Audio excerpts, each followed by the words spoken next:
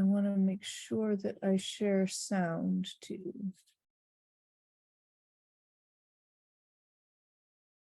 Okay, so hello, and as you can see, my name is Jane Huggins. In the departments of all sorts of things, physical medicine and rehabilitation, biomedical engineering, and in the neuroscience graduate program. And I'm going to tell you today about my brain-computer interface research at the University of Michigan Direct Brain Interface Laboratory. And I actually think the entire field should be called the direct brain interface field instead of brain-computer interface field, but people didn't listen to me when I said that, so it's called brain-computer interfaces. Let's see. So first I should have disclosures, and I should hide this. I'm going to hide there.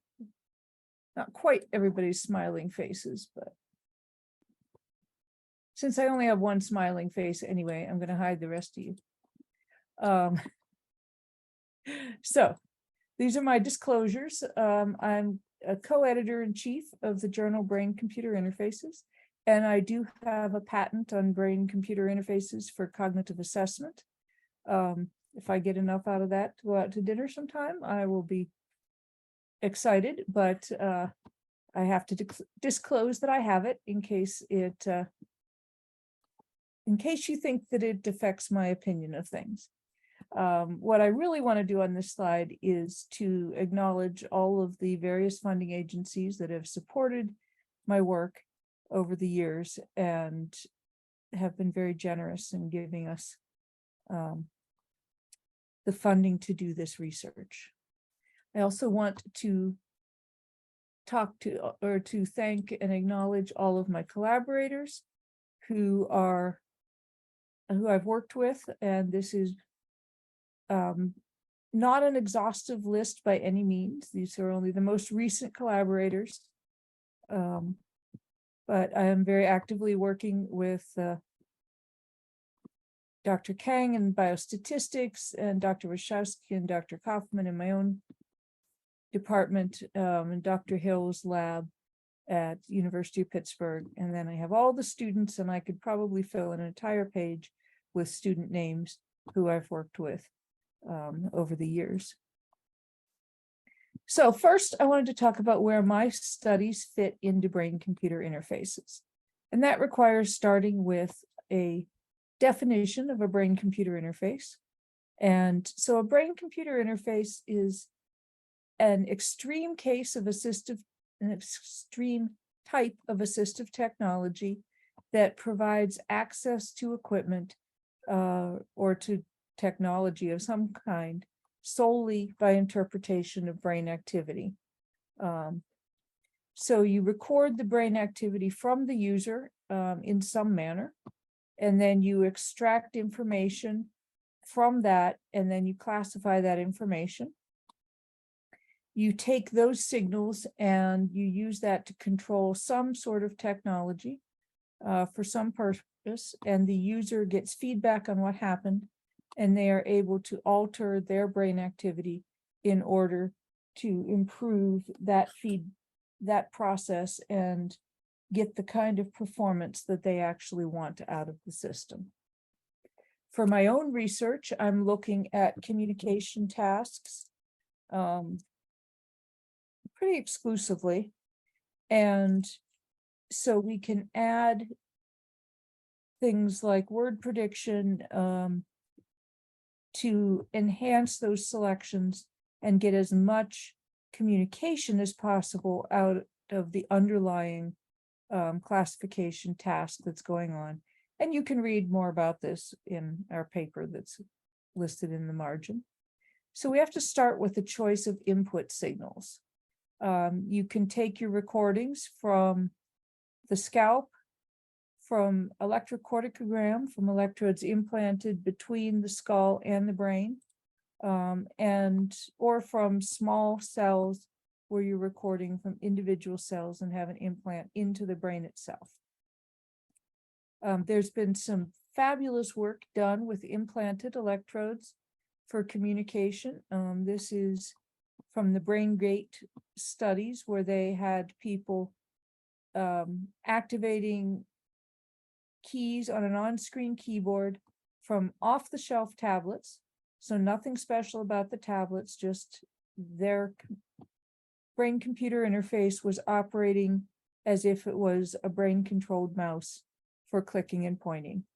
And that's one of the things that really excites me, is when you can use any technology and the technology doesn't know that it's a brain-operated input method. However, you know, this on the left is how they create that. Well, it's the illustration of what's happening with their BrainGate system. I'm pretty sure they don't actually take the entire top of the skull off. They just drill a little hole through it. But given a choice between this and the headset that I'm working with in my lab, I find it easier to recruit participants for my studies. So for the design decisions that my lab has made, we're using EEG as external electrodes, and we're using the P300 or event-related potential approach.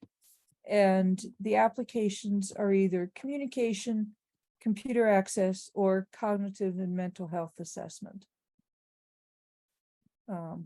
If you wish to read about the entire field of brain-computer interfacing, I have a paper where I've done a summary of all of the 27, 28 workshops that were presented at the 8th International Brain-Computer Interface meeting. And so this paper and the other papers that I have that are workshops of the 5th, 6th, 7th, whatever, brain-computer interface meeting provide nice overviews of everything that's going on in the field and have lots of references for you to dig deeper into any particular topic. So the headgear choices, my lab actually works both with gel or wet electrodes and also with the dry electrodes. The dry electrodes tend to be a little quicker to set up. You don't end up with gel in your hair, so you don't have to wash your hair after each use. But as much as I like them, I can't say that their signals really are as good. Under the best conditions, the signals you get from the dry electrodes are as good as the ones you get from the gel electrodes, but they're kind of touchy. So it can be hard to get that best performance out of them. So I said that I'm using the P300 approach to brain-computer interfaces. So what is a P300? P300 is the method that's most commonly used for communication applications. For other kind of applications, there are other methods that are probably more appropriate. But for the P300, you have a sequence of common events, which I'll represent by apples here, and you have relevant events that are rare, and I'll show those as oranges. And your brain kind of automatically makes this P300 aha activity whenever the uncommon event shows up. So when something that you're waiting for or that is relevant to you happens, your brain creates this positive change in brain activity about 300 milliseconds after the stimulus. And it actually can occur with visual, auditory, or tactile stimuli. And it doesn't require precise gaze control. You can be kind of looking at the top of the screen when this sequence events happens, and you'll still notice the rare and relevant event that goes on. And this is what it looks like when you average several of these together. You get a P300 signal for the targets and a rather flat and uninteresting signal for the non-targets. So this method was first designed and presented in the 1988 paper by Farrell and Donchen. The paper is called Talking Off the Top of Your Head. And if you Google Talking Off the Top of Your Head, you can find links to it and can find the paper. BCIs based on this have been used for long-term in the homes of participants with amyotrophic lateral sclerosis, better known as ALS or Lou Gehrig's disease. And they've been used for communication and also for kind of entertainment, recreation activities such as brain painting. There are some versions in commercialization. The Intendix here has been for sale for probably about 10 years now, though it has very limited options for the keyboard that it has. I'll be telling you more soon about our efforts on making an AAC, which is Augmentative and Alternative Communication BCI, with the Pranky Company. And there may be others as well. There was another one that I used to have listed here, but now I'm told they aren't actually working on that anymore. I want my animated GIFs to work. So let me share screen again, and yes. For some reason, there we go. This slide only does the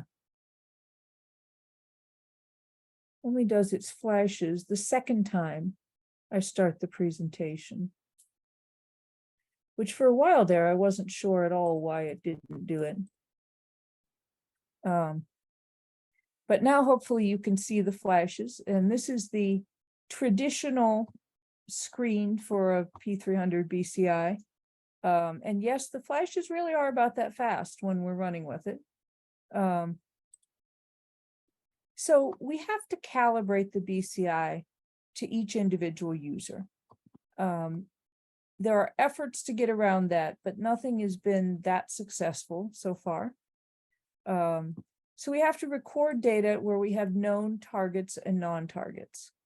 And then we use machine learning methods to create the rules, which we call the calibration or the weights, that interpret the EEG of the individual user. And so the idea is to be able to decide whether each flash produced a P300. The calibrations can often be reusable by the user over long periods of time. And if I take all of my participants and test all of their calibrations on all the data, on the data from all the other participants, there are people who can use each other's calibrations. I just haven't figured out how to predict who can use whose calibrations, which makes it really hard to actually make that be a useful thing. So in this process, timing is everything. We're not reading minds. We are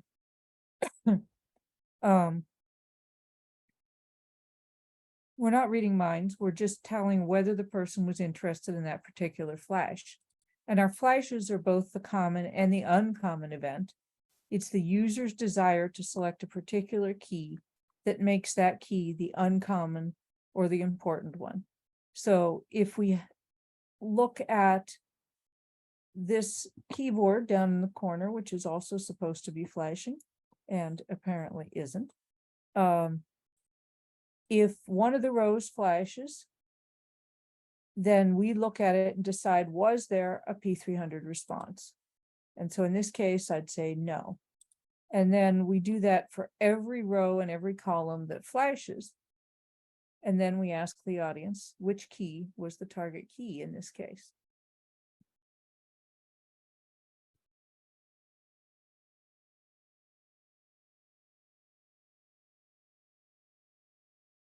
And what do you think? The target key? Yeah. Which letter was the person trying to type?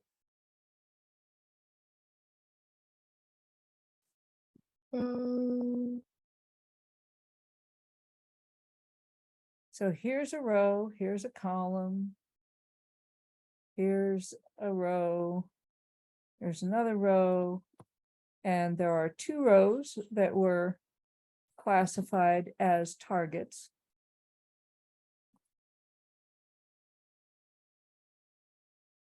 So what key? U. Yes, the U is the target here, because the U is at the intersection of this column and this row that were, sorry, this row that were marked as the two targets. So the applications that my lab has been working on, we've been working on access to commercial augmentative and alternative communication, that's the AAC. And this is funded by the NIH with their headquarters in Bethesda. And we're working with the Parenchyromic Company in Worcester, Ohio, as well as the University of Pittsburgh. And what we have here is a proven augmentative and alternative communication technology. This company has been around for 50 years, and they specialize in making communication devices that allow people who make slow, imprecise movements to communicate as efficiently as possible. And they have already an established sales and technical support network. They have high efficiency language representations, and their speech generating devices can act as a keyboard or a mouse for standard computers. They ship at the moment with touch screens and switch inputs, and you can buy an eye gaze accessory. When we're done, you should be able also to buy a brain computer interface input accessory.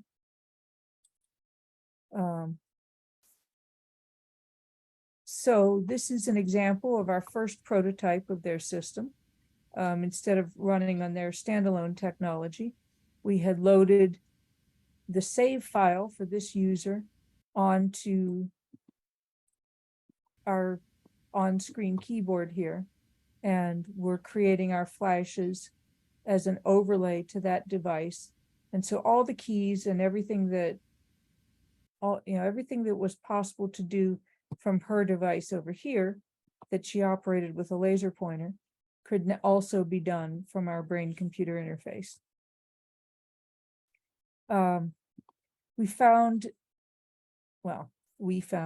there's a paper from Kaufman et al. In 2010, I think, saying that if you use faces as your stimuli, it gives a better response.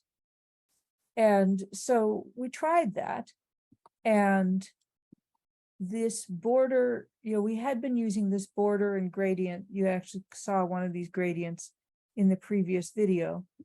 And we switched to, we were considering using faces as the stimuli to overlay the keys instead. And so in this slide, we have the accuracy, the number of sequences, the number of times we had to flash things on the screen, and the accuracy that we were getting from our calibration method. And the orange line here is what we did with the gradients as the stimuli. And then when we switched to the face stimuli, we got such a nice improvement that by the 4th sequence, the accuracy was higher than we got by the 15th sequence from the gradient flashes. And basically, I've never gone back to using the gradients.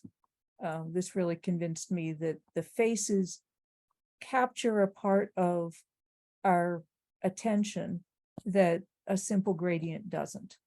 And I'm told that this is, a neuroscience thing, that we are skilled at looking at faces and paying close attention to subtle details, because people may look generally the same, but they're different people, and you have to really extra analyze.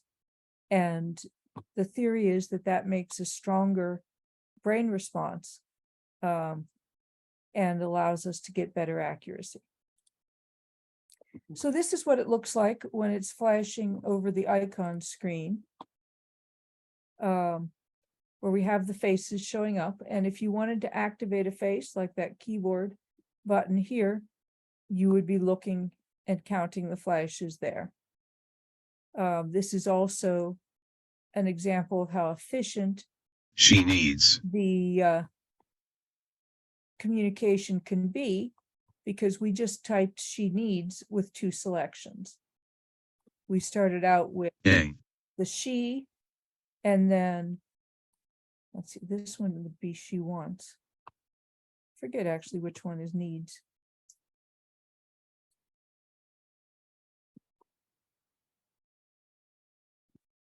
So we take the drink symbol and then the verb form to give it. Drink.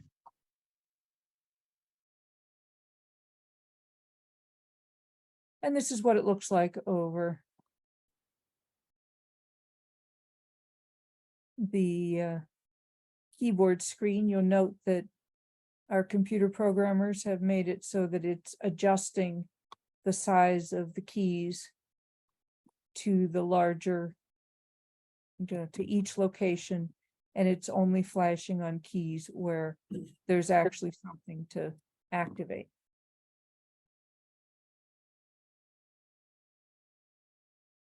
So we need additional testing on the calibration. We know that a good calibration file can be reused, that we can transfer those files between hardware as well as between days. I've been doing my demos lately with the calibration file from last August. So it's like 11 months old and it's still working pretty good. The optimal number of sequences might vary by day. It seems useful to validate at least the number of sequences every day to make sure things are still working. But we really don't yet know what those limits of the long-term use are. And we need algorithms where we could automate the number of sequences instead of having to manually set it every day. It would be fun to have adaptive calibration, all sorts of different improvements that would help make it more practical. This is the system here with using the faces as the flashes. And this participant, her name isn't Lynn. Don't know why she wanted to type Lynn, but that's what she wanted to type. And so she is operating at 3 sequences, which means everything on the screen is flashing 6 times, and then it makes a selection. And this gives you an idea of how slow it is, even when it's working really well, because 3 sequences is actually really good performance for the BCI.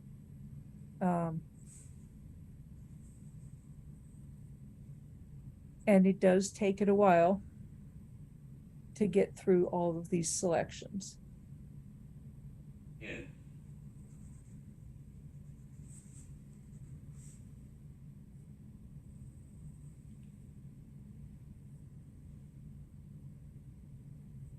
So I'll let the dead air go for a little bit, just to give you the idea of how slow it can be.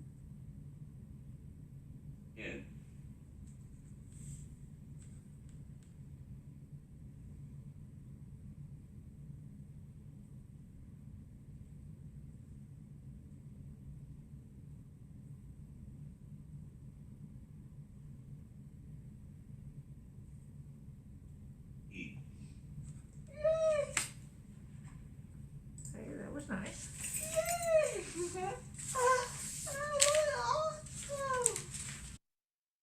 So that's why I like that video, because she's so excited about it. We've also been getting stakeholder input, input from people who would have to use the system, from the people who would be teaching how to use it, from the caregivers, and from the actual users themselves, and asking their opinion on how it should be designed and what features it should have and what's the most important. So another application that we've been working on is for a vocabulary test. And this is the Peabody picture vocabulary test. This is version 3. We have been working with version 4. But my colleague, Dr. Wachowski, in the Adapted Cognitive Testing Laboratory, has been working on alternative methods of accessing the test. So the standard method is that you listen to the word that someone reads, and then you either point to the picture that you think matches the word the best, or you say the number of the picture that matches the word the best. But for people who can't speak or point, he was working with pressure switches or a head-controlled mouse to let them activate the answers. We have also created a brain-computer interface way so that pictures are presented on the screen. The user decides which one picture matches the word that was a recording was played. We pick up the EEG, we analyze the activity to identify the chosen picture, and then as the labels by each picture are flashing. And so we present to the user which item we think they wanted to select. And we have it set up so that it keeps flashing until we find a statistical difference between one of the 4 pictures and the other 3. And so we determine that we think they actually have made a selection. They then have the opportunity to either confirm or cancel that selection. If this was the one they wanted, they keep their attention here and it confirms it. If they didn't actually want the picture that remained in color, they switch their attention to the X and it cancels and returns back to this window. Our priority here is on accurately following the user's intent. And we tested this with people who were experienced with technology, got this graph that's about the prettiest little graph you ever did see, agreement between the 2 methods of taking the test. And then we were so excited and we got people who couldn't take the standard test, and only 5 of them could even calibrate the BCI. So we decided that we need to figure out what's going on here. And we need to start looking at what are the challenges and how can we make it easier, more intuitive to learn, less boring to calibrate, and how do we explain it? So we've been trying to fit the BCI to the user, and that can take a whole bunch of different adjustments. We talked about these challenges in our paper here. And we're looking at, different things we can do. One issue we had was that our caps don't fit very well sometimes. That this cap, the person's head is just smaller than we expect, and so it doesn't fit that well. For this person, the cap twisted sideways when they were moving their head with a headrest behind them. And so all of the electrode gel was smeared together and we couldn't get good recordings. Sometimes this hard frame on this headset kind of holds the electrodes a little too far away. And so we're going to be trying new foam pads that are softer and allow it to better fit to the person's head. We also had to look at the locations, which locations we were recording the EEG from. And this paper is actually in BioArchive now. But we were seeing that for the people with severe cerebral palsy, when we custom selected the electrodes, we got big jumps in the calibration accuracy that would potentially have made it much more usable. There's also that question about processing speed. What is too fast to see? Would longer flashes, different flashes, more interesting flashes have helped? And that's something that we will be wanting to look at. Then we have the behavioral component. Our calibration is boring, and we have people who have never really had to finish their homework paper before they went out to play at recess. So can we make it so that it is more interesting and make it so that they will automatically be looking in the right place, waiting for the right thing?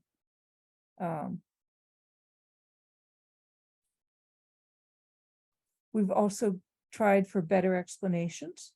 I got a student who's spent her academic year making me little anime video panels so that we could explain what was going to happen and what the goal was, and to provide people with a better idea of what being in a BCI experiment would be.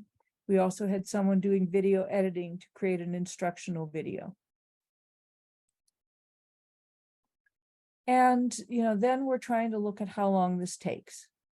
Even in our initial study, we had 30% of our participants who weren't able to calibrate the BCI. And this was the younger kids. And basically, they would look at the flashing number for a little bit, and then they'd be looking at the ceiling or the lights, or, is there anything in this room that's more interesting than what's going on that screen? And this was an even harder task for the people with a congenital condition. So, our concept map here, we're talking about the accessibility in the EEG headgear and locations. We're talking about situation anxiety. We had one little girl come in this kind of a posture with her arms over her head, and that was not going to really be useful for her to be part of this experiment. Now she settled down when I chatted with her and showed her pictures and little videos of my daughter riding horseback and things like that. But it was touch and go there. We've had other people who were just too stressed by coming into our office to do anything. When your participant breaks down in tears before you even do anything at all, this is not a good sign for the success of the experiment. And in that case, we have to say, I'm sorry, they're just not agreeing to be in this experiment. But we also are looking at issues of processing speed. Can they understand what you're asking them to do? Lots of different aspects there to consider. So our next steps are that we're trying to simplify, we're trying to provide acclimation, trying to customize things. The dry electrodes give us quicker electrode setup. We're setting up to have people come back so that they can get used to us and used to the place and used to what we're asking. We're going to get picture sets that are of particular interest to the user and look at easier, simpler ways to calibrate. Now, there's also, that's kind of the people challenges. And then there are the challenges in the algorithms and the analysis. Our application defines what the most important performance criteria is. When we're looking at communication, we have a large number of keys and the user is free-form deciding what they want to select. We may be reusing that calibration over months or years, and the speed of communication and the ease of corrections are our priorities. We also want to have long periods where the BCI is available, but not typing anything. This keyboard in front of me is very good at not typing anything when I'm not touching it. Presumably your keyboards are not typing anything because you're not trying, unless you're taking notes. When you're doing the cognitive assessment, we've got a very structured screen with limited options. We need to be able to calibrate rapidly and easily for an individual user, but we may never use that calibration again. It needs to wait while the person finds the picture that matched the recorded word. And we really, really, really, really, really need to put a high priority on getting the answer that the person wanted. We have our custom algorithms that we've been using for confirmation and waiting on the user there. So for our shorter, simpler calibration time, kids find that calibration boring, and this has been a recurring difficulty. And so we'd like to simplify that, improve the interest, and we want methods, mathematical methods that can start with less data and perform better results. Our calibration file can be reused. I already said those things, showed you that graph, but we need long-term, like months and years. We need faster typing, minimum sequences, adaptive calibration. Can we use that data from past participants to get better calibration overall? Can we automatically reject artifacts, and can we identify when the person is trying to actually use the BCI, or, maybe they're just taking a nap and they don't want to be typing anything, especially not if it's going to talk really loudly and wake them up. So our fixed number of sequences that we've been presenting, where we have it will flash 6 times and then type something, we need to be able to have intentional pauses. We need to be able to have distractions or unintentional pauses, where suddenly I saw something out the window and I need to interrupt my time. Real life activities, people expect robust standby function. If this keyboard starts typing random things, I'm just going to throw it out. And so we had in our surveys asked people, what kind of accuracy would you need? Well, by the time you get to 90% accuracy, you've got most of the people satisfied. But standby mode, people were saying, I would think that it was useful if it left standby mode. You have to go up to once every 2 to 4 hours in order to match the same number of people who would be satisfied. And I can't really get it to stay in an automatic standby mode for 5 minutes right now. So we have a lot of work left to do on that standby mode. We have problems with latency jitter, and this is how consistent is the time that P300 signal occurs at. And what we were finding is that there could be a lot of variability even within the same participant, and the accuracy plummets as the latency becomes more variable. This is also a problem because the amount of latency jitter that we see is higher for people with ALS than for people without ALS at the similar age. We didn't even get anybody in the first bin here who had ALS. And then columns are higher in the later bins. And so this means that this is more of a problem for people who actually need the system. So overall, our goals are to minimize the setup time for practical daily use, to minimize the calibration time, only take actions when the user wants to, have the user pace the selections, have it intuitive, effective, subliminal use, long, accurate, and automatic standby operation, work reliably over up to years, work for everyone who needs it with any disability everywhere they want to go. So then y'all had asked how you get into this field. And it really is a multidisciplinary field. So, find the area that you're willing to spend hours, days, weeks, months, years studying, and then develop needed skills in that. Because really, to make the BCI work, you need neuroscience information, you need statistics and machine learning information, you need information on assistive technology, you need disability studies, what makes the brain different for someone with a disability and someone without.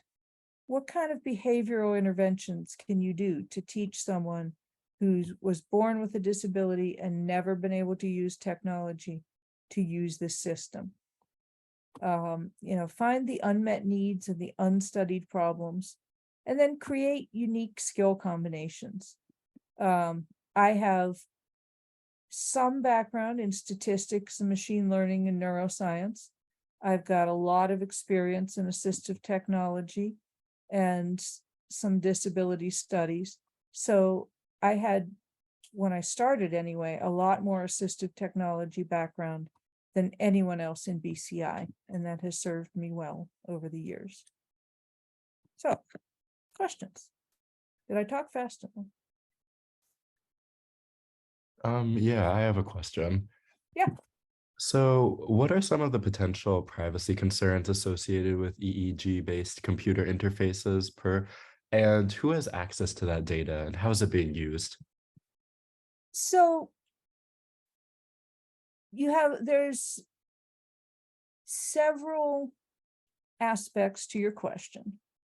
I don't see a lot of privacy concerns with the kind of experiments that I'm running. Because for the most part, what we're doing is we are giving people a sentence to copy or a picture to describe, and they are choosing what to say to describe it. Despite what you might see on Star Trek, I don't know of anyone who can actually identify people from brainwaves. You know, it looks good on TV to be identifying an individual based on the brain activity, but I don't know anyone who can actually do that. So I don't really see privacy issues there. The primary privacy issue that I see is when we deploy a system into users' homes, if we are taking a log file of what they've talked about. Because they can be having very private conversations with the communication device. So we have methods in place where we can take those logs and replace keywords so that we don't, so that we lose some of the meaning and some of the privacy of what's going on there.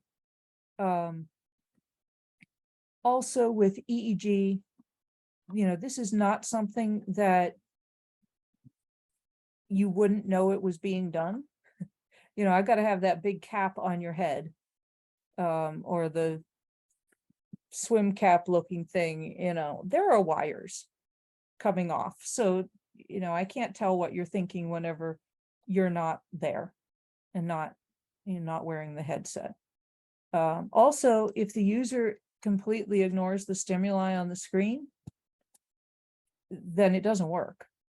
I'm picking up a voluntary response to particular stimuli. Now, there are interesting questions about whether it could be used for lie detection or detection of criminal knowledge. There's some papers on that actually from the first people who did the study, Farrow and Donshin, have another paper about the potential for using it for lie detection. And that I might have privacy concerns about. I'm not sure I would trust it either. There's a lot of factors that can control whether someone was responding to a particular set of images, or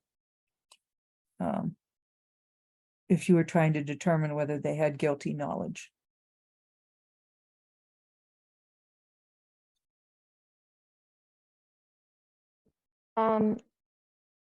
Ava asked, can you elaborate on how you decide which tasks are more appropriate for the BCI operation? Yes, it depends on what you mean by appropriate. The things that you could do with the BCI, there are people who work on controlling prosthetics. There are people who work on controlling like a robot arm. And those are appropriate tasks for BCI, but they aren't well matched to the P300 style BCI that I'm working with. The P300 BCI is most useful when you want to make a choice from a lot of options and you don't have to do it too quickly. If I'm typing quickly with the P300 BCI, I'm typing at 5 or 10 selections per minute. Not the words per minute you might have heard of in your typing class, because that's assuming an average of 5 letters per word. I'm talking about, maybe you're typing at 1 word per minute. So an appropriate task is anything that you can do at 1 word per minute and think it was useful. So, for the applications that I've been looking at, communication and not even necessarily face-to-face communication are going to be the most appropriate tasks. We chose the vocabulary test as an appropriate task because we wanted to provide people a movement-free method of demonstrating their knowledge. Y'all are in school. You know that the way you show how smart you are is you fill in little bubbles on Scantron forms. And then everybody knows how smart you are. And if you can't physically fill in little bubbles, there is unfortunately kind of an assumption that you don't know anything. And this isn't accurate. So we are trying with the P300 BCI to provide an alternative to filling in little bubbles to let people know the vocabulary, the words that someone knows what they mean. I guess I have a question. So you talked a lot about how the calibration process was pretty boring for a lot of the participants and such. And I just wanted, or could you elaborate or just kind of give more insight on kind of like what you would do or what you've been doing, you're going to do in the future to kind of make it more interesting, I guess. So there's two aspects. One thing doesn't make it more interesting, but we've been looking for better methods to make it shorter. Can we use information from past participants to start the process? And I mentioned that I could take, I think I mentioned, sorry, I've talked to several people today. Somewhere in here, I mentioned that I can take all of my participants' calibrations and test it on all of my participants' test data, and I will find people who can use someone else's calibration file. But I can't predict who. So if I could very quickly do that match and that cross match, I could find a calibration file that would start them out and give them a little bit of a head start on the calibration. The other thing that we want to do is to change the instruction. And right now our instructions are, look at the particular target inside the red box on the screen and count the flashes. And so then I end up with some students who say that counting activates their math anxiety, and that, counting is a scary school thing. And so they don't want to count things, and they don't want to pay attention just to that flash. So we're looking at ways where instead of paying attention to just the one flash and having everything else flashing around it, that we could start with, an instruction that's like, look at the screen, the animals are going to play peekaboo, and have different scrambled images come up, and every once in a while an unscrambled image of, a cute puppy or something comes up. And that should generate the P300. Now, the problem, of course, is that that's a very different kind of stimulus. And so it's not completely clear that we could take a calibration file built on that and move directly to a keyboard. We might be picking up a very different shape of brain signal. And so this may be one of those instances where we can have some steps along the way, that we can start with that kind of a calibration and then do something very simple. Just, do I want a picture of a puppy or a cat? Pay attention to one or the other, something like that. And then move into the process so that the person learns that they can control the system and start adding more and more things they could control, and maybe have to tweak our calibration and adjust it as we move between different systems. So that's what we're looking at trying. All the math and machine learning that we can transfer learning, deep learning, whatever methods we're calling it, to make the whole process shorter, and then the particular simplifying and increasing the interest of the task itself. Okay, anyone else have any other questions? Let's see. For the clinical trials or consumer testing, and they're sending to everyone in the chat, so I can just read it. Though, okay, I'm not sure if your recording will pick it up. In clinical trials or consumer testing, what safeguards should be in place to ensure that participants understand potential risks associated with the technology? So anytime we're doing clinical trials or testing with human participants in any form, we do all that we can to provide them with the information about the tests and about what's involved. It's really helpful if participants read those documents. I've had participants who have come in and just said, okay, where do I sign? And, when they do that, I like to at least go to the risks and benefits page and go through it with them. I had a participant who came in and handed me a signed document, and then, 5 minutes later was saying, well, I didn't know there was going to be gel. It's like, you signed up for the study that was comparing the gel and the dry electrodes. How can you not realize there would be gel? I mean, this was the whole point of this study, is to compare the two types of electrodes. I can only assume that some family member or something was encouraging the participation there, because this was a guy who got himself to my office and walked into the room. He didn't have any great level of disability, but apparently had just seen that he could get paid for this and didn't bother seeing what it was. Don't sign up for anything that you're going to get paid for without knowing what you're supposed to do. It's just not a good plan. Don't sign documents you haven't read either. That's not a good plan. I think it is very important for us as researchers to go through the risks, especially if there are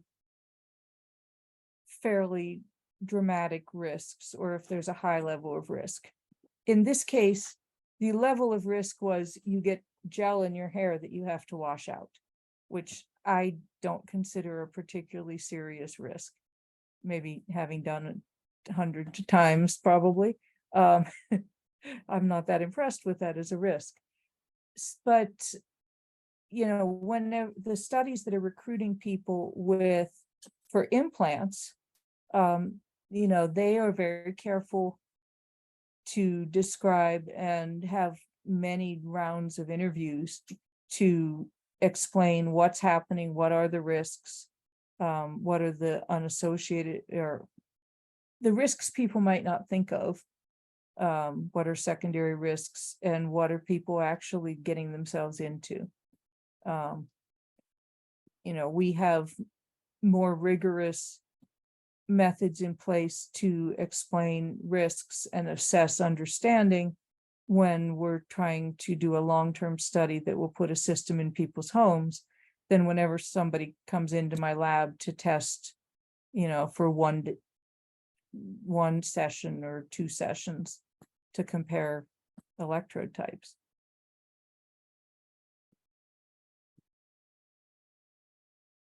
Okay, I'm going to ask the last question. So many of us are in the middle of getting ready for college and future careers.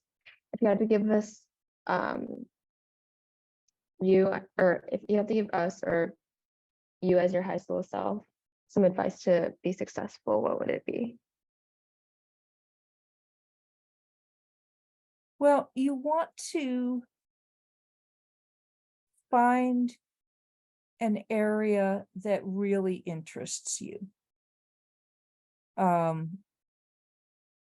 Because you're going to be spending a lot of time at it. So you may have really good skills for a particular field, but if you're applying it in an area that you don't care about, you're not going to be as successful. The summer after my sophomore year, I worked on a project where I was creating a system to track blood flow through the retina to help combat blindness from juvenile diabetes. The summer after my junior year, I was working on a project where I was doing a vision system to help a robot walk around on the International Space Station. And in the middle of that, I was, coming back from lunch one day, and I'm like, now, why do I want this robot to walk around on the International Space Station? I don't know why I want this robot to walk around on the space station. Why am I doing this? The previous summer, I never questioned why I didn't want people to become blind. So, find something that you understand why you want to do it. Because that will give you that motivation to get up in the morning or come back from lunch, or, spend the extra time, the extra effort to really dig in and solve the problem, or get the extra education that's needed to solve the problem. So that would be my advice to the high school selves. And, one of the reasons I put up that pastel flower of different areas is that, you don't have to be deeply into machine learning or statistics or neuroscience in order to work on BCI related stuff. There are a lot of different skills that are needed, and no one can be an expert on all of them. I thought about doing an MD PhD program so that I could know everything.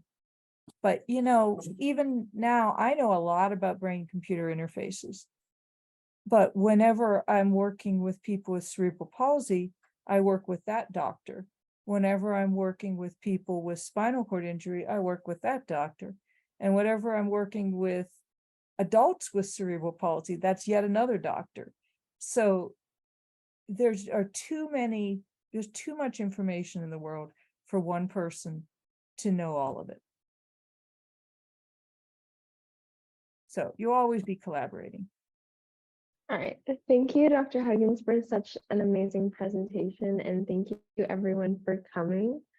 We really appreciate it, and I know we all learned a lot. All right. See everyone next time. Okay. Bye. Thank you again. Bye. Bye.